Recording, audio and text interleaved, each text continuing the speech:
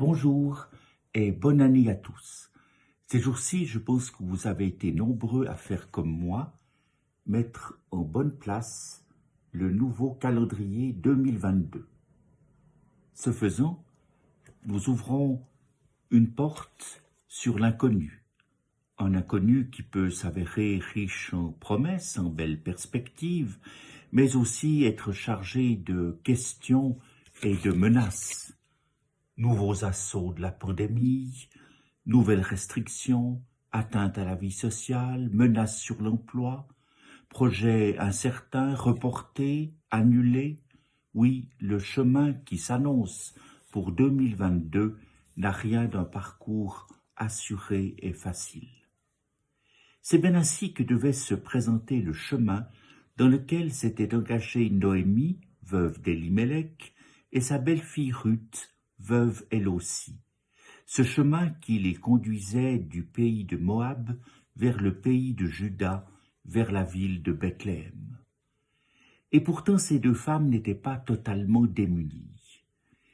Elles emportaient avec elles un véritable trésor.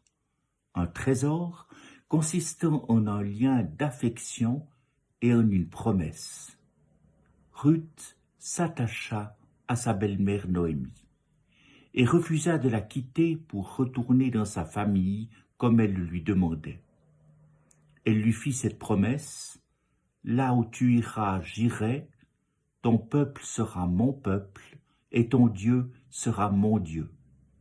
Là où tu mourras, je mourrai. » Cet attachement et cette promesse fidèlement tenue furent le canal par lequel la vie et le bonheur purent s'écouler à nouveau, avec comme point culminant l'union de Ruth avec Boz et la naissance de leur fils Obed, grand-père du roi David et ancêtre de Jésus.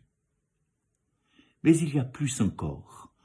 Dans sa promesse et dans les actes qui en ont découlé, Ruth a exprimé un message prophétique. Car nous pouvons y voir l'annonce, l'esquisse de ce que Jésus accomplit pour nous en tant que Messie, en tant que Christ. Là où tu iras, j'irai. Annonce de Jésus-Christ, venu rejoindre notre humanité dans sa marche, dans chacune de ses étapes, dans ses lieux de vie, dans ses épreuves aussi. Les paroles de Ruth sont en phase avec la promesse du Christ ressuscité: « Je serai avec vous tous les jours jusqu'à la fin des temps. » Ton peuple sera mon peuple.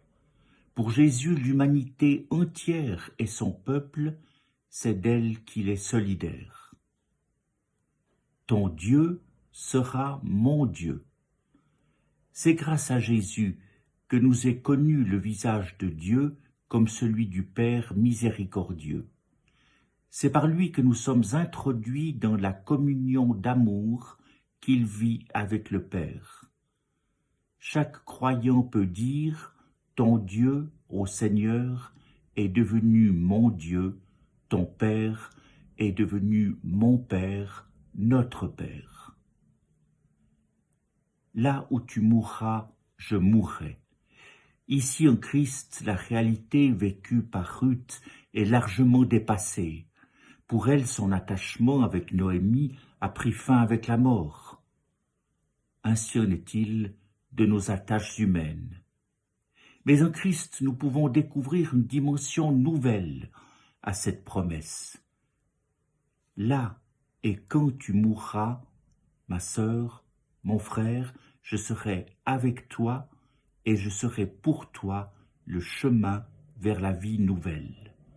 J'ai donné ma vie pour t'offrir une vie et une communion nouvelle dans la maison du Père pour toujours. Voilà les promesses et les forces que nous recevons au moment de nous engager dans l'année nouvelle. Voilà où nous trouvons une belle impulsion, un booster pour ranimer notre courage et notre espérance.